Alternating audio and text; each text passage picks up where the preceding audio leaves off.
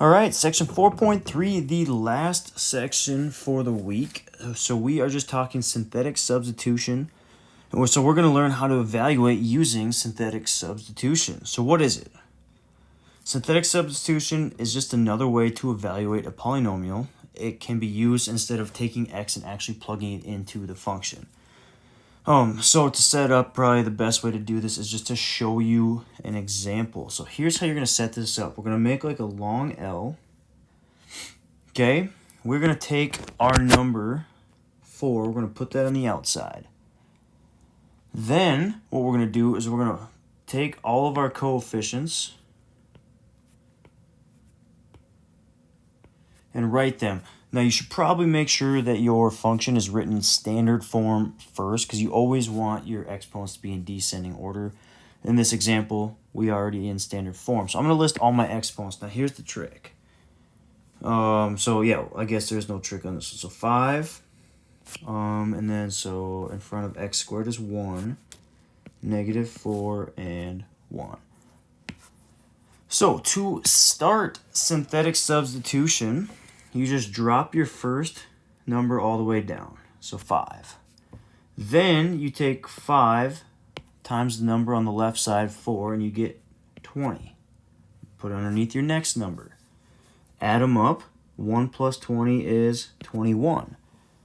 Then you take 21 times the number on the outside. So you're just going to repeat this process. So 21 times 4 is 84.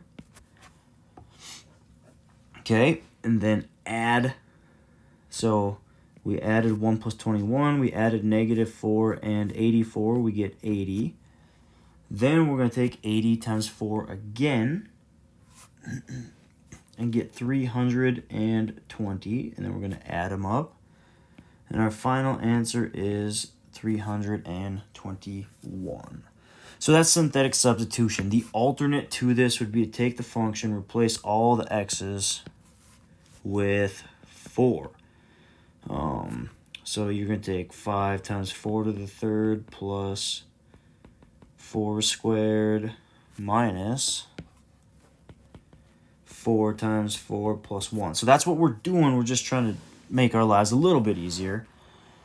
So use synthetic substitution to evaluate the polynomial function for the given value of x. So again, we're going to first of all make sure our polynomial function is written in standard form. Here it is, standard form.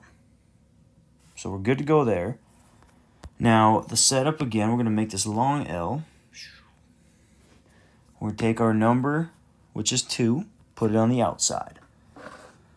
Okay, now here you got to be careful. So my highest exponent is a 6. So we're going to take the coefficient in front of 6, which is 1. We're starting with 1.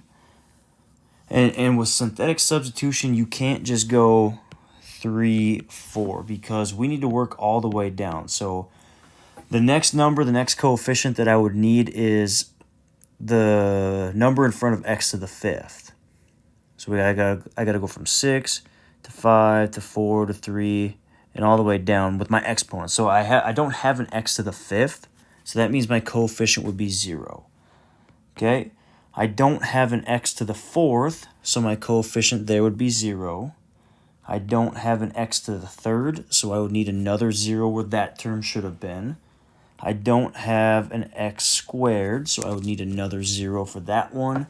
Now, finally, I have an x to the 1st, and that coefficient is 3.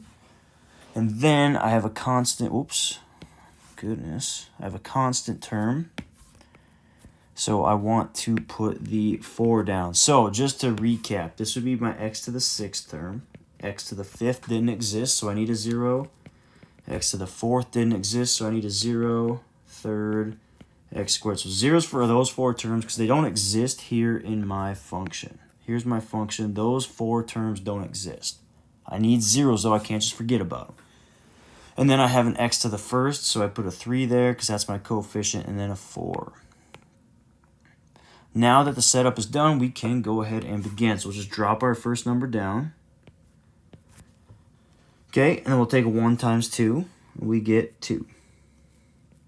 We'll add them up. 0 plus 2 is 2. And we'll take 2 times 2. Now I get 4. 0 plus 4 is 4. Now we'll multiply. 4 times 2 is 8. And we'll add them up. 0 plus 8 is, 8. 8 times 2 is 16. Add them up. 0 plus 16 is 16. Now, 16 times 2 is 32. Add them up. 3 plus 32 is 35. 35 times 2 is 70. 70 plus 4 is 74. So when you plug in 2 into that x and that x, you would get 74. Okay, so use synthetic substitution to find the given example. So since this is the last one, and there's really 2 of them, so you're going to do the first one, but with -1, and then you can do the second one with 2. I'll leave this up to you. It's already written in standard form, so we have 5, 4, 1, and then nothing. So it's in standard form. Just be careful. Be careful because we don't have all of our terms there, so you might need some zeros to fill in their spots. So this example will be for you to finish.